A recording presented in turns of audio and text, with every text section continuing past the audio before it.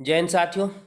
2025 DElEd entrance exam देने वाले सभी विद्यार्थियों के लिए यहाँ पे एक अति महत्वपूर्ण प्रश्न लेकर के आए जीके जीएस का, जो आपके एग्जाम की दृष्टि से काफ़ी महत्वपूर्ण है। लगातार हम इस चैनल पे आप लोग के लिए हम क्लास करवा रहे हैं जीके जीएस का, जो आपके एग्जाम के लिए वेरी वेरी इंपॉर्टेंट है। ऐसे ही क्वेश्चन आपको देखने को मिलेंगे। तो चलिए आज हम अगला वीडियो लेकर के आए हैं, जिसमें क्वेश्चन नंबर 26 से देखेंगे। इसके पहले हो चुका है। ये क्वेश्चन का आंसर पता है तो कमेंट करेंगे, नहीं पता तो याद कर लीजिएगा। कांग्रेस का प्रथम विभाजन 1907 ईस्वी के सूरत अधिवेशन में हुआ था, जिसमें दूसरा विभाजन कब हुआ था? वेरी वेरी इंपॉर्टेंट क्वेश्चन है। कांग्रेस का प्रथम विभाजन 1907 ईस्वी में हो गया था, और दूसरा विभाजन जो है वो कब हुआ था? याद रखेंगे, ये मुंबई में हुआ था। 1918 ईस्वी में दूसरा विभाजन हुआ था। ऑप्शन की बात करें, ऑप्शन बी यहाँ पे करेक्ट आंसर हो जाएंगे। फिर 1924 ईस्वी में भी कांग्रेस का विभाजन हुआ था, मिल गया था, फिर दोनों आगे गरम दल और नरम दल के रूप में बढ़ गया था। वर्ष 1919 ईस्वी में पंजाब में हुए क्रूर अत्याचारों के विरोधा स्वरूप ब्रिटिश सरकार से प्राप्त सर की उपाधि किसने लौटा दी? वेरी वेरी इंपॉर्टेंट क्वेश्चन है। सवाल है कि 1919 ईस्वी में पंजाब के अमृतसर में जो घटनाएं घटी थी क्रूर अत्याचारों के विरुद्ध स्वरूप में, ब्रिटिश सरकार को प्राप्त सर की उपाधि लौटा दी थी। पता होगा कि पंजाब के अमृतसर में जालियांवाला बाग हत्याकांड 1919 ईस्वी में हुआ था, 13 अप्रैल 1919 ईस्वी को।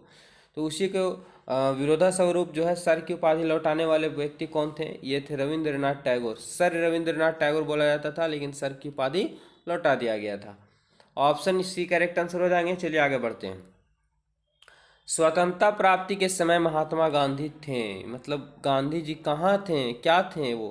कांग्रेस कार्यकर्ता समिति के सदस्य, या कांग्रेस के सदस्य नहीं थे, कांग्रेस के अध्यक्ष थे, या कांग्रेस के महासचिव थे? 28 नंबर सवाल का आंसर याद रखेंगे। बात करें अगर कि महात्मा गांधी, ठीक है, स्वतंत्रता के समय जो थे वो क्या थे? तो कांग्रेस के सदस्य नहीं थे उस समय। कांग्रेस के सदस्य उस समय नहीं थे। ऑप्शन की बात करें, बी राइट आंसर हो जाएंगे। चलिए अगला सवाल है कि जालियांवाला बाग हत्या के नरसंहार के समय भारत का वायसराय कौन था? Very very important question. Bharat Jallianwala Bagh के समय, नरसंहार के समय भारत का वायसराय कौन था? ठीक है, तो कन्फर्म है कि ये तो अंग्रेजी थे। और तब बताइए कि क्या होगा इसका राइट आंसर? ये था Lord Chelmsford. Lord Chelmsford right answer यहाँ पे डी हो जाएगा करेक्ट आंसर। चलिए अगला सवाल क्या दिया हुआ है कि कौन सी पुस्तक जवाहरलाल नेहरू द्वारा लिखी गई थी? जवाहरलाल नेहरू द्वारा लिखी गई पुस्तक का नाम बताना है। नाम क्या है? क्या ए पैसेज टू इंडिया, या माई एक्सपेरिमेंट विथ ट्रू, या इंडिया विंस फ्रीडम, या डिस्कवरी ऑफ इंडिया? तो जवाहरलाल नेहरू के द्वारा जो पुस्तक लिखी गई थी, ये लिखा गया था डिस्कवरी ऑफ इंडिया। याद रखेंगे, डिस्कवरी ऑफ इंडिया किसके द्वारा? तो जवाहरलाल नेहरू के द्वारा लिखा गया है। माई एक्सपेरिमेंट विथ ट्रू अभी तुरंत महात्मा गांधी जी के द्वारा देखें लिखा हुआ था, ठीक है, उन्हीं के द्वारा। अगला सवाल है कि 1923 ईस्वी में चित्तरंजन दास एवं मोतीलाल नेहरू ने कहाँ स्वराज पार्टी की स्थापना की थी? Very very important question. Swaraj party की स्थापना चित्तरंजन दास एवं मोतीलाल नेहरू के द्वारा किया गया था। कब? 1923 ईस्वी में। लेकिन कहाँ किया गया था, ये क्वेश्चन पूछा गया। ये किया गया था इलाहाबाद में। क्या? इलाहाबाद में। ऑप्शन 20 का राइट आंसर हो जाएंगे। चलिए आगे बढ़ते हैं। अगला सवाल, चौरी चौरा नामक प्रसिद्ध स्थल कहाँ स्थित है? वेरी वेरी इंपॉर्टेंट क्वेश्चन है, और ये बड़ा क्रूर घटनाएं थी इतिहास का। 32 नंबर सवाल का आंसर बताना है। तो चौरी चौरा नामक एक प्रकार की जगह है, ठीक है, जहाँ पे लोग ग्रामीण जा रहे थे अपनी रोटी की मांग करने के लिए पिट्सबर्ग की ओर, जहाँ पे निहत्थे लोगों को क्या चला दिया जाता है? गोली चला दिया जाता है, जिससे बहुत लोग मार जाते हैं, और जिसमें उग्र भीड़ ने पुलिस को 22 पुलिसकर्मियों को जिंदा जला देते हैं, ठीक है, जिससे ये आंदोलन बड़ा हो जाता है। वो लिव्स है ना, वो लिव्स ऑफ सॉरी वो lives in if India dates किसकी उचित है?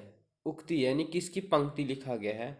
वो लिव्स इफ इंडिया डेट्स किसकी उक्ति है, यानी किसकी पंक्ति है?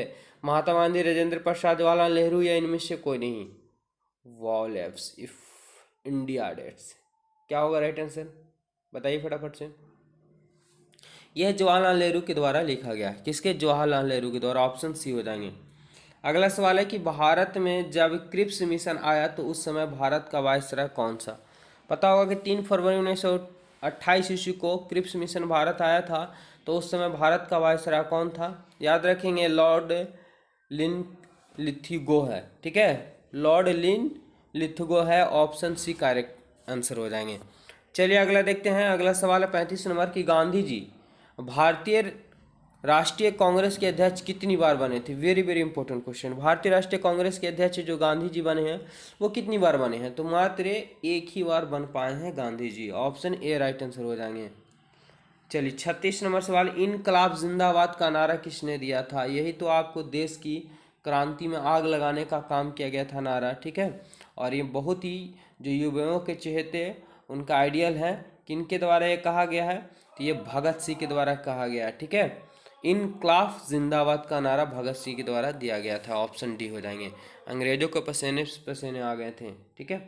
निम्नलिखित में से कौन भारत छोड़ो आंदोलन में शामिल नहीं था? भारत छोड़ो आंदोलन 1942 ईस्वी में हुआ था, उस समय कौन शामिल नहीं था?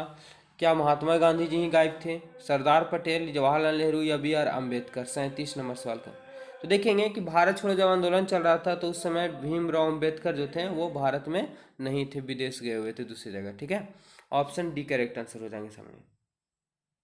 भारत की आज़ादी के समय कांग्रेस के अध्यक्ष कौन थे? तो भारत की आज़ादी के समय कांग्रेस के अध्यक्ष की अगर हम बात कर लें, ये थे कृपलानी साहब, जेबी कृपलानी, ठीक है। भारत की आज़ादी के समय कांग्रेस के अध्यक्ष थे।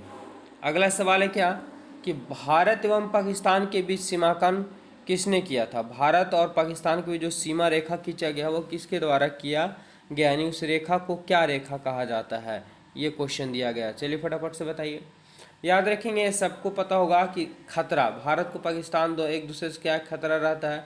तो रेड क्लिफ याद रखेंगे। रेड मतलब खतरा का संकेत होता है। रेड क्लिफ रेखा जो भारत पाकिस्तान के बीच में खींची गई है। आगे बढ़ते हैं। अगला सवाल देखें क्या दिया हुआ है कि इंडियन लिबरल फेडरेशन की स्थापना किसने की थी? इंडियन लिबरल फेडरेशन की स्थापना किसने की थी? तो यह स्थापना करने वाले थे बनर्जी साहब, ठीक है। SN बनर्जी के द्वारा इंडियन लिबरल फेडरेशन का स्थापना किया गया था। 41 नंबर सवाल, दक्षिण अफ्रीका में गांधी जी के द्वारा प्रकाशित पत्रिका का नाम क्या था? दक्षिण अफ्रीका में गांधी जी जो थे 1915 में वहाँ से आए थे और 17 में चंपारण सत्याग्रह आंदोलन किए थे। तो पूछा गया है कि दक्षिण अफ्रीका में महात्मा गांधी की द्वारा जो प्रकाशित हुआ था अखबार, उस अखबार का नाम क्या था, ठीक है। याद रखेंगे उस अखबार का नाम था Indian opinion. Indian opinion, option B right answer हो जाएंगे। भारत छोड़ो आंदोलन के समय इंग्लैंड का प्रधानमंत्री कौन था?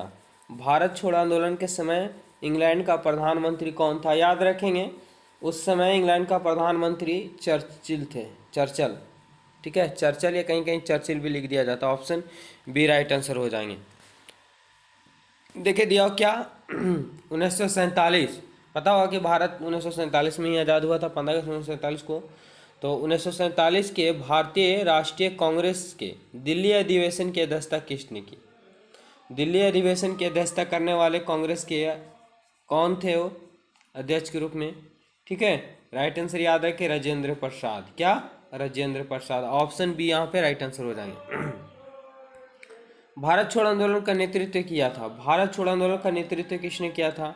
याद रखेंगे क्या बी आर अम्बेडकर ने, या ये तो आप पता पढ़ लिए कि बी आर अम्बेडकर जो थे वो उस समय नहीं थे यहाँ भारत में, जवाहरलाल नेहरू, महात्मा गांधी। तो भारत छोड़ो आंदोलन जो है वो इनमें से कोई नहीं। क्या होगा राइट आंसर की बात करें तो भारत छोड़ो आंदोलन का नेतृत्व करने वाले गांधी जी थे, और इनमें से बहुत सारे और भी थे, ठीक है। मुख्य रूप से इनका योगदान दिया जाता है। चलिए अगला सवाल, भारतीय राष्ट्रीय कांग्रेस का 1938 का अधिवेशन किस शहर में हुआ था? भारतीय राष्ट्रीय कांग्रेस का 1938 में अधिवेशन जो हुआ था वह किस शहर में हुआ था? 45 का। याद रखेंगे हरिपुर में हुआ था। कहाँ? हरिपुरा में। 1938 ईस्वी में कांग्रेस, भारतीय राष्ट्रीय कांग्रेस का स्थापना हुआ था। अगला सवाल है, करो या मरो का नारा किसने दिया था? करो या मरो का नारा किसने दिया था? सबको पता होगा कि करो या तो मरो, उन्हें है ना गांधी जी के द्वारा दिया गया था। ऑप्शन डी राइट आंसर हो जाएंगे। अगला सवाल है कि भारत में साइमन कमीशन के बहिष्कार का मुख्य कारण क्या था? भारत में साइमन कमीशन के मुख्य कारण क्या था बहिष्कार का? समय से पूर्व नियुक्ति, सभी सदस्य अंग्रेज के थे, सभापति ब्रिटिश लिबरल पार्टी का था, या गांधी का असहयोग आंदोलन? 47 नंबर सवाल का आंसर। तो सबसे बड़ी बात यह था कि यह 7 सदस्यों का कमेटी बनाया गया था, जिसमें घटना ये भारत में हुआ था, लेकिन ये विदेशों से के सभी सातों के सातों थे। ठीक है, जिसमें एक भी भारतीय शामिल नहीं था। यही कारण था इसका विरोध किया गया था साइमन कमीशन का। ठीक है, अगला सवाल, निम्नलिखित में से किस आंदोलन में सरदार वल्लभ भाई पटेल मुख्य भूमिका निभाई थी? तो सरदार वल्लभ भाई पटेल जो मुख्य रूप से भूमिका निभाए थे वो बरदौली के सत्याग्रह आंदोलन में। यहाँ की महिलाओं ने ही उन्हें सरदार की उपाधि दी थी, बरदार, है ना, सरदार वल्लभ भाई Patel. Option D right answer हो जाएगा। चलिए, भारत छोड़ो आंदोलन यानी भारत छोड़ो प्रस्ताव का उल्लेख बनाया था, किसने बनाया था उल्लेख, कैसे कैसे नियम कानून करना है? तो ये करने वाले क्या थे? भारत छोड़ो आंदोलन का प्रस्ताव उल्लेख बनाने वाले व्यक्ति महात्मा गांधी जी थे। अगला सवाल, लास्ट सवाल है, क्या दिया हुआ है कि भारत के स्वतंत्रता आंदोलन के दौरान महात्मा गांधी जी के द्वारा स्थापित साबरमती आश्रम किस नगर का बहिष्कार स्थित है? किस नगर के बाहर स्थित है? सॉरी, गांधीनगर, अहमदाबाद, राजकोट या वर्मा? राइट आंसर क्या होगा? तो भारत छोड़ो आंदोलन के समय गांधी जी के द्वारा जो स्थापित साबरमती आश्रम है वो किस नगर के बाहर स्थित था? याद रखेंगे, ये अहमदाबाद के बाहर स्थित था। ऑप्शन की बात करें, बी करेक्ट आंसर। तो ये हम 25 क्वेश्चन टॉप क्लियर करवाएं जो आपके एग्जाम की दृष्टि से अति महत्वपूर्ण है, और आगे भी क्लास चलता रहेगा, तो हमारे चैनल से वह जुड़े। धन्यवाद।